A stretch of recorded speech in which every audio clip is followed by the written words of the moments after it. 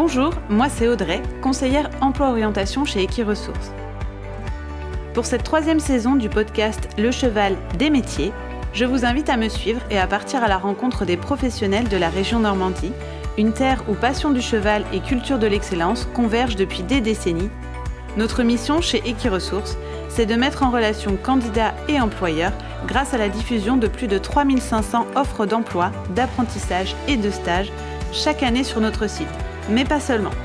Rattachée à l'IFCE, notre équipe s'investit pleinement auprès de l'Observatoire des métiers et des formations de la filière équine, qui mène un travail d'analyse des tendances de l'emploi et de la formation, mais aussi auprès du Conseil de l'emploi et de la formation, réunissant l'ensemble des acteurs de la filière équine.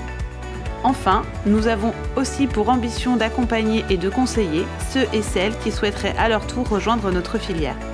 Et pour ça, quoi de plus efficace qu'un partage d'expérience avec des professionnels expérimentés. Dans ces épisodes, nous vous proposons de découvrir les témoignages de professionnels de la filière équine qui vous parleront de leur formation, de leur quotidien et partageront leurs conseils ainsi que leur vision d'avenir. Aujourd'hui, nous partons à la rencontre de Laurie Grezard, moniteur d'équitation en tourisme équestre au centre équestre de la Rotourelle à Putange-le-Lac. Bonjour Laurie, merci d'avoir accepté de répondre aux questions d'Equiresources pour le podcast Le Cheval des métiers. Merci, bonjour à tous. Est-ce que tu peux revenir un petit peu pour nous sur ton parcours, la formation et pourquoi est-ce que tu as choisi ce métier ? Tout d'abord, moi j'ai grandi dans un centre équestre. Mon père était moniteur d'équitation et avait le centre équestre La Rotourelle. Depuis toujours, j'ai monté à cheval, mais sans plus m'intéresser au cheval en tant que professionnel. Et après avoir essayé 2-3 autres activités jusqu'à 25 ans, j'ai décidé de revenir en Normandie et de refaire ce qui me plaisait en réalité, ce qu'était la randonnée à cheval en Normandie. Et du coup, je me suis intéressé au diplôme de BPGEPS Tourisme Équestre. Quand tu as décidé de revenir en Normandie pour travailler avec les chevaux, tu savais que tu voulais faire justement plutôt du tourisme équestre et de la randonnée.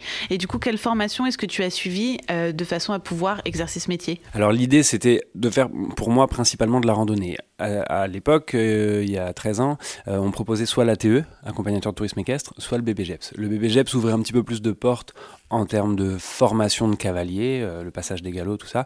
Donc je me suis orienté vers le passage d'un BPGEPS tourisme équestre pour avoir la partie enseignement et la partie guide de randonnée classique. J'ai fait ma formation pas très loin d'ici et sur 1 an et demi. Ce qui a été très important, c'était d'abord d'arriver au test d'entrée avec un niveau à peu près convenable. Si on pouvait donner ça comme conseil, c'est du temps de gagner pour la formation. Et on va avoir toutes les matières classiques autour du monde du cheval, alors de la pratique et de la théorie, et aussi tout ce qui va être méthodologie liée à la randonnée. Alors organisation de randonnée, on part pas sur une randonnée en itinérance comme ça s'improvise pas. On va travailler la topographie, l'étude des itinéraires, on va faire tout ce qui va être matelotage, c'est-à-dire le harnachement un peu particulier propre à la randonnée, le fait d'utiliser des bas pour randonner, des choses comme ça. Et aussi, on peut avoir de la maréchalerie dans la formation, tout un tas d'autres petites matières propres au monde de la randonnée, quoi. Est-ce que tu sais, même si là, en effet, la structure, tu la connaissais et que c'était plus facile, entre guillemets, de revenir travailler ici, est-ce que tu sais si c'est un métier qui recrute ? Est-ce que si tu n'avais pas travaillé ici, tu avais d'autres opportunités professionnelles qui étaient possibles ? Ouais, c'est un métier qui recrutait beaucoup et qui recrute toujours encore beaucoup, je pense. Il y a 13 ans, quand j'ai commencé, vraiment à la fin de ma formation, il y avait des demandes de partout. Moi, je me suis pas d'abord focalisé dans l'entreprise de mon père. J'ai été me faire 2-3 expériences par ailleurs. J'étais jeune, donc on peut très facilement... je faisais très facilement du travail de saisonnier à l'époque. Ça se fait encore toujours complètement, ça. Et ensuite, le fait de m'installer, c'était pour moi un projet plus à long terme. Aujourd'hui, nous, en tant que centre équestre, on recrute, et j'entends par tous nos collègues, tous les gens qui travaillent de près ou de loin avec nous, que partout, il y a du travail en tant que moniteur ou en tant qu'accompagnateur de tourisme équestre. Que ce soit de façon saisonnière ou à l'année, il y a du travail. Et du coup, un petit peu partout en France, il n'y a pas de secteur plus randonné que d'autres ? Alors, de façon saisonnière, bien évidemment, le sud de la France, le sud-ouest. À l'année, moi, je pense qu'il y a du travail vraiment partout. Nous, il faut savoir qu'on est aux portes de la Suisse normande, donc on a un environnement pour la randonnée qui est vraiment exceptionnel. Il y a du travail pour tout le monde, et que ce soit dans les centres équestres ou pour les gens qui veulent s'installer, quoi. Est-ce que tu peux nous décrire un petit peu une journée classique qui du coup peut-être n'est pas la même en fonction de l'hiver et de l'été, mais comment est-ce que ça se passe d'habitude ? Alors on va dire que contrairement à un moniteur d'équitation classique qui va passer sa journée dans le manège, on va vraiment nous avoir des journées très variées. Alors nous dans notre structure on fait le choix d'avoir que des chevaux qui sont au champ, on n'a aucun box, donc on n'a pas de travail d'écurie précisément. Le matin, on va commencer par exemple à 8h, on va pendant 1 heure faire le tour de tout le monde pour nourrir tout le monde, voir s'il y a des petits soins à faire, des choses en particulier. Ensuite, on va dire qu'on a 1 heure d'organisation, ça peut être répondre à des clients, faire des devis ou faire purement de l'administratif. Et ensuite, le matin, on réserve les temps plus pour des cours d'équitation. Je parle sur des journées classiques, vacances. Le matin, on va rester dans la structure et par contre, tous les après-midi, on va proposer des sorties, été comme hiver. C'est vrai qu'au début, les cavaliers, ça leur fait un peu bizarre de sortir été comme hiver. Et en fait, on s'y fait, on se couvre, on s'équipe différemment, les chevaux sont habitués et on voit les choses différemment aussi. Et ça, quand on aime la randonnée, c'est top de pouvoir sortir, quelle que soit la saison. Maintenant, bien évidemment, l'été, on propose des grosses randonnées. On part au moins sur des journées entières, voire en itinérance, 3, 4, 5 jours. Ces randonnées-là, on les fait pas l'hiver, quoi. Voilà. Donc l'hiver, c'est plutôt des balades à l'heure, 2 heures. Dans le secteur, ouais, on part 2-3 heures sur des après-midi. Ou alors, on a la chance d'avoir un manège et on travaille sur place. Grande randonnée, tu peux partir jusqu'à 3-4 jours. La plus grosse rando qu'on propose, on part 5 jours. D'ici, on va jusqu'au Mont-Saint-Michel sur 4 jours. Et le retour, le 5e jour, on fait la traversée de la baie avec un guide sur place à cheval. On va au pied du Mont-Saint-Michel à cheval et on fait le retour en camion. Ça fait des grosses journées, c'est une grosse rando pour des bons cavaliers et voilà, mais ça c'est super. Ouais, mais ça doit être génial, ça doit être magnifique, cette expérience d'être à cheval dans la baie du Mont-Saint-Michel, ça fait rêver. Complètement. Après, on a plusieurs autres petites randonnées, tout niveau et tout public, sur 1 journée, 2 journées, 3 journées, en itinérance en Suisse normande.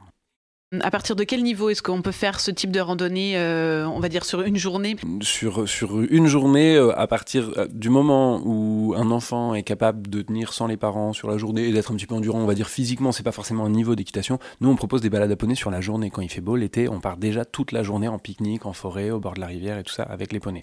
Donc ça, c'est le début, on va dire, du monde de la randonnée. Donc allez, je dirais à partir de 6 ans, on peut tout à fait faire une journée comme ça. Après, pour vraiment commencer à faire de l'itinérance, on va proposer nous des petits camps western, c'est-à-dire qu'on part avec des poneys mais aussi avec un chariot western avec tout le matériel et là on fait une petite étape, on fait 7-8 km sur la journée, le soir on campe avec les poneys, on fait un feu de camp, tout ça. Voilà, ça c'est la 2e étape on va dire pour commencer un peu la vie de rando et ça c'est pareil, à 7-8 ans on peut commencer à faire ça. Et après pour de la rando un petit peu plus avec des kilomètres on va dire et un peu plus de dénivelé parce que dans le coin la Suisse normande il y a du dénivelé donc physiquement ça tire un petit peu plus. On va dire à partir d'un galop 2, mais j'aime pas trop parler de niveau parce que ça va être surtout l'endurance. On va avoir des gens qui sont très bons cavaliers mais qui sont pas habitués à tenir plus de 45 minutes en selle et qui vont souffrir sur une journée, et d'autres personnes qui sont pas très bons cavaliers, qui montent rarement mais physiquement qui tiennent la route et qui peuvent tenir 8 heures en selle. Et si on part sur une grosse journée, ça va être plus important d'avoir de l'endurance que d'être bon cavalier.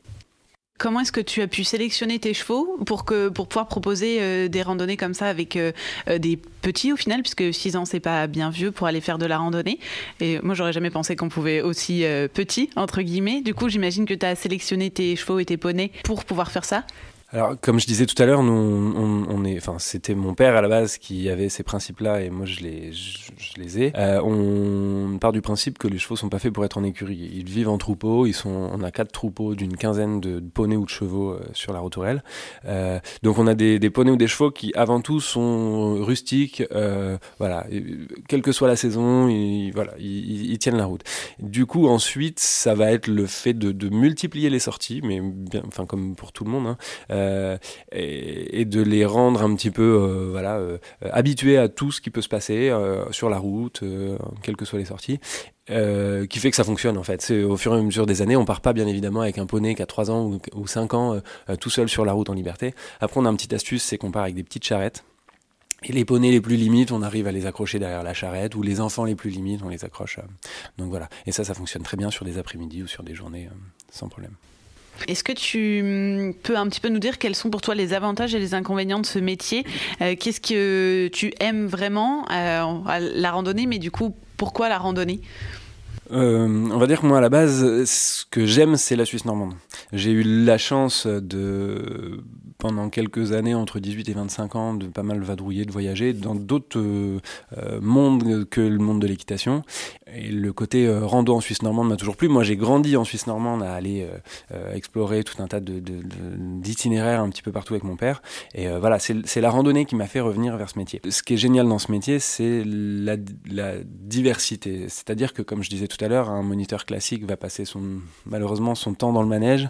Nous, on va avoir des temps dans le manège, on va avoir des temps en extérieur, on organise nos randos sur des itinéraires très variés, et aussi la clientèle, du coup, comme on en parlait tout de suite, les cavaliers que l'on reçoit sont aussi très variés, avec des attentes très variées. Donc on va en avoir certains qui veulent purement progresser par le biais de la rando, et d'autres qui veulent juste s'évader, qui ne sont pas forcément des grands cavaliers, et qui veulent juste utiliser le cheval comme moyen de locomotion pour randonner et pour découvrir la Suisse normande.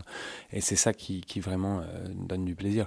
Après, en inconvénient, je l'ai eu moi plus jeune, et puis on a souvent des jeunes moniteurs qui voient ce côté-là. Les mois d'hiver en Suisse normande, quand il faut aller chercher les chevaux dehors en plein mois de janvier et enfiler les bottes dès 7h du matin, ça c'est dur. C'est le passage un peu plus délicat, mais voilà.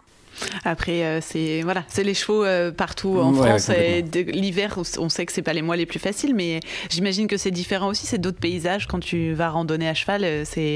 Tu vois certainement pas la même chose, j'imagine, entre l'été et l'hiver. C'est différent. Complètement. On a beau connaître parfaitement les itinéraires dans le secteur, chaque saison est complètement différente.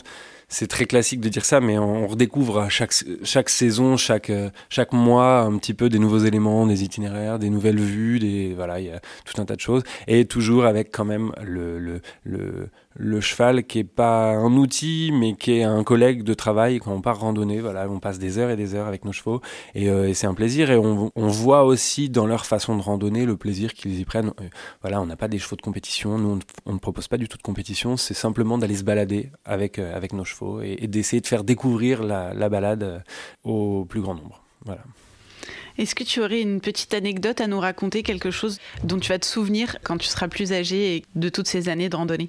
Une petite anecdote comme ça, je pense qu'on en a plein, donc ça va être difficile d'avoir un élément très précis, mais le moment vraiment qui est magique dans notre métier, on va dire que ça va être chaque étape de rando. Quand on a fait une bonne journée, on a rencontré parfois des cavaliers qu'on ne connaissait pas. Le matin, on ne les connaissait pas. On a vécu des choses ensemble. Et le soir, on va arriver à l'étape. Souvent, nous, on essaie de privilégier le camping proche des chevaux, de faire feu de camp, soirée autour du feu de camp. Voilà, ça va être le moment magique à chaque rando, que ce soit avec des enfants ou avec des adultes. Il y a la fatigue de la journée, il y a toutes les émotions de la journée qui redescendent. On fait un petit point, en gros, tous ensemble. Et c'est des moments vraiment sur chaque rando qui sont exceptionnels, quoi. Et ça reste, et c'est ce qui fait même au fur et à mesure des années que on a l'intérêt de vivre toutes ces choses-là, même si des fois on part plusieurs jours et tout, et que c'est pas toujours très facile, de façon répétée. Il y a toujours ces petits moments-là qui sont magiques, et voilà. Et avec des enfants encore plus. Oui, de voir un petit peu les étoiles dans leurs yeux pendant la journée et le soir, ça doit être assez... D'être à côté des poneys, la nuit dans la tente, d'entendre les poneys qui broutent juste à côté de la tente, voilà, tout ça, c'est génial. Pour toi, du coup, quelles sont les qualités nécessaires pour faire ce métier ? La patience dans un premier temps, parce que travailler avec des animaux, ça nécessite de la patience. Faut être toujours à l'écoute de l'animal.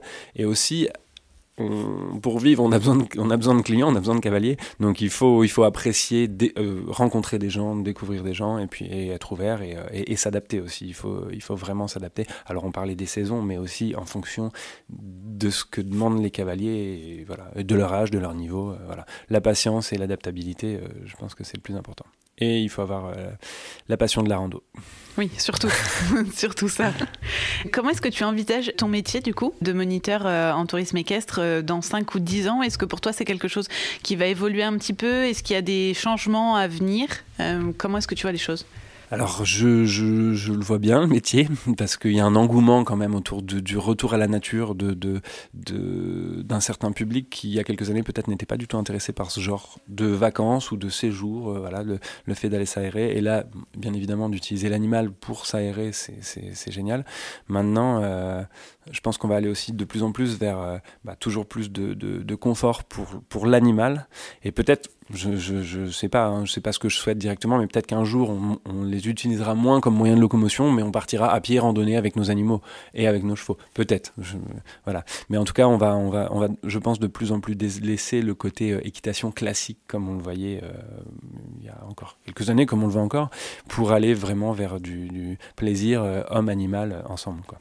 Est-ce que pour terminer, tu aurais des conseils à donner aux jeunes qui ont envie de faire ce métier et qui cherchent justement un peu à se rapprocher de la nature et à en profiter tous les jours ? Comme je disais tout à l'heure, les tests d'entrée sont très importants dans les formations. Il ne faut pas hésiter à vraiment prendre le temps de bien se former, de bien avoir un niveau convenable avant de rentrer en formation pour ne pas perdre de temps ou pour ne pas se dégoûter. Parce que les années de formation, des fois, sont très courtes et très rapides. Le programme est assez important. Et ça peut faire peur ou freiner du monde pendant la formation si la marche est trop dure. Et du coup, voilà, il y a des jeunes qui décrochent assez rapidement parce qu'ils se rendent compte que c'est très dur. Et le deuxième élément, ça serait, quand on est jeune cavalier, on va idéaliser le monde du cheval parce que c'est un loisir et il faut avoir en tête quand même que quand on devient professionnel, on ne voit plus les choses de la même façon. Il faut avoir conscience de ça. On a pas mal de jeunes qui finalement se rendent compte que c'est dommage d'avoir perdu le loisir et de voir ça juste comme une contrainte, comme un travail. Il faut essayer de garder le loisir dans le monde du travail, c'est ce qui est le plus difficile, quoi. De garder un petit peu cette petite étincelle complètement. C'est pour ça que moi j'ai trouvé ça dans la rando. D'autres vont trouver ça dans l'apprentissage, dans le fait d'enseigner, voilà. Mais il faut garder vraiment ce qui plaît dans le monde du cheval, avant tout, si ça devient un métier, quoi. Oui, pour pas se lasser. On sent que vraiment, tu as toujours encore cette passion et que c'est quelque chose qui t'anime, en fait. Complètement. Et après, on a la chance, dans notre monde de la randonnée, de pouvoir mélanger et faire plein de choses. Moi, c'est ce que j'ai fait il y a quelques années. J'ai passé un autre BPGEPS qui est toujours en lien avec la randonnée, mais plus à cheval, pour pouvoir encadrer du VTT, du canoë-kayak. Et en fait, ça m'a permis de pouvoir proposer à des cavaliers de varier un petit peu les disciplines. Et voilà, avec toujours ce qui nous plaît, la randonnée, quoi. Ça a été un moyen pour moi de garder cette étincelle et de faire durer tout ce plaisir. Tu proposes des randonnées à cheval et aussi des randonnées en canoë et en VTT ? Ouais, et on mélange un petit peu tout. D'accord. C'est-à-dire qu'avec un ami d'enfance qui est moniteur d'équitation sur Bréel, Victor Desvages, en fait, l'été, on propose des randos où on part en deux groupes. Il y a un groupe à cheval, un groupe en canoë et en VTT selon l'itinéraire. Et chaque adolescent se échange par binôme selon l'humeur. Aujourd'hui, je monte à cheval ou je fais du canoë. Et voilà, et les deux groupes se croisent au fur et à mesure de la rando. On se retrouve le soir en étape. Et ça, voilà, ça a permis d'apporter même à des jeunes qui sont pas plus mordus d'équitation, voilà, de se rapprocher un petit peu quand même de l'équitation pour randonner et de voir que voilà, le cheval c'est un moyen comme un autre de randonner. On peut varier les plaisirs, en fait, c'est ça que je veux dire. En faisant de l'équitation, on n'est pas obligé d'être que cavalier pour randonner avec des chevaux, quoi. Puis ça peut permettre aussi, comme tu dis, à des personnes qui connaissent pas les chevaux, de découvrir ça aussi d'une autre façon au final, et peut-être un petit peu différente parce que beaucoup de gens qui connaissent pas forcément l'équitation se disent il va falloir que je passe mon temps dans un manège à faire des ronds autour d'un moniteur, et là du coup ça permet d'avoir une approche un petit peu différente. Ouais, complètement. On part vraiment du principe, dans le monde du tourisme équestre, on peut tout à fait apprendre et progresser sans forcément être dans un manège. Il y a beaucoup de gens qui sont réticents à l'idée de prendre des cours, tout ce qui est le plus classique. C'était mon cas, moi, quand j'étais jeune. Je voulais randonner, je voulais pas. L'équitation l'équitation classique m'a très vite fatigué. Et voilà, en extérieur, on peut apprendre énormément de choses. On peut tout à fait progresser. On voit les choses différemment et on peut tout à fait progresser aussi de façon très technique avec son cheval. Sur des choses très classiques en extérieur. Et c'est ce qui pour moi est génial. Merci beaucoup en tout cas de nous avoir accordé du temps et d'avoir répondu à nos questions pour le podcast Equiresources. Merci beaucoup. Pour compléter les propos de mon invité, je suis partie à la rencontre de Céline Saillet, conseillère emploi et formation du service Equiresources. Voici quelques informations et conseils pour se former à ce métier. Pour exercer le métier de guide équestre en France, il est nécessaire de posséder un diplôme spécifique d'encadrement pour l'équitation. Soit le titre d'accompagnateur de tourisme équestre, ATE, soit le certificat de qualification professionnelle organisateur de randonnée équestre, CQP-OR. Ou plus largement, le diplôme d'enseignant d'équitation comme le BPGEPS activité équestre peut vous permettre d'encadrer les randonnées et les balades à cheval. Selon les structures et les postes, le guide touristique sera en charge d'accompagner les clients en balade allant d'1 heure à une journée, ou il pourra être en charge d'organiser une randonnée sur plusieurs jours. Responsable des chevaux et des cavaliers, il devra assurer leur sécurité. Il doit aussi être capable d'intervenir en cas de problèmes logistiques, de météo ou encore de déferrure sur un cheval. Bref, il faut être polyvalent. Bien souvent, on attendra aussi de lui qu'il puisse animer la balade ou randonnée en partageant ses connaissances sur le patrimoine culturel et touristique des lieux empruntés ou encore sur la faune et la flore environnante. Il devra également assurer les soins aux chevaux et l'entretien du matériel. En moyenne, chaque année, Equiresources diffuse plus d'une centaine d'offres d'emploi de guides équestres. Beaucoup de ces offres sont des emplois saisonniers. Il est donc nécessaire d'avoir une autre activité hors saison. Dans une moindre mesure, les emplois temps plein à l'année sont possibles. Dans ce cas, le guide équestre exercera alors d'autres missions comme celle de cavalier soigneur. Pour en savoir plus, vous pouvez consulter la fiche métier guide équestre sur le site d'equiresources.fr. N'hésitez pas à contacter les conseillers d'Equiresources pour vous accompagner dans votre orientation.